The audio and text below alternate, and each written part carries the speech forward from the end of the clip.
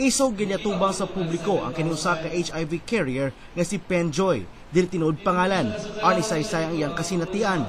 23 anyos pa lamang kini, human na kumpirma nga nagpositibo kini sa maong sakit. Pebrero tuig 2009, nipailawom sa voluntary counseling ug testing si Penjoy, human kini nagkatulo. Pagka-Abril sa maong tuiga, dinhinan niya na kumpirma nga reactive o nagpositibo kini sa sakit nga HIV. Nakong uban youth karon no kay sa karon nagapabata man gud ang mga new diagnose.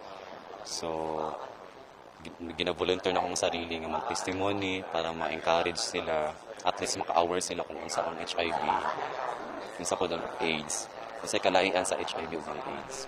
Sa testimonya ni Penjoy sa ABS-CBN Butuan, dili moubos sa 18 ka mga lalaki ang nakasex niini sa usa lamang ka adlaw, human kini nisulod pagka-sex worker kaniadto sa Quezon City.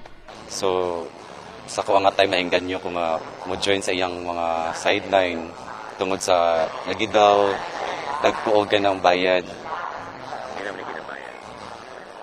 So mukabat siya tag 7,000. Depende kung ganahan sa imong ang lain client, kay pwede sila mopatong sa imuha ang imong 7,000 patungan nila 1,500 kung ganahan sila sa imong performance. Sa edad nga 18 anyos, nasilaw kini sa kwarta nga kitaon ni pagka-sex worker. Naglayas usab kini human dili madawat sa pamilya ang iyang pagkabayot. Sumala sa DOH Caraga, naalarma kini sa nakataas nga ihap sa mga nataptan sa HIV. Niabot na sa 16 sa rehiyon Caraga ang adunay HIV o kadaghanan niini mga lalaki. Nagkabata usab ang edad sa mga nagka-HIV. Average age talaga is nasa around 20, no? But the age ranges from 18 to 25. But we have one case, 53 years old.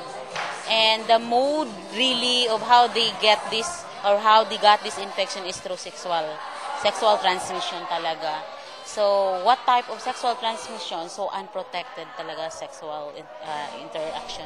Tungod dinhi, hugot ni kampanya sa DOH ang safe sex. O mas maayo nga voluntary usab nga mopailawom sa Voluntary Counseling and Testing kon VCT sa DOH aron masayran kung ikaw ba nagpositibo sa sakit o aron matabangan.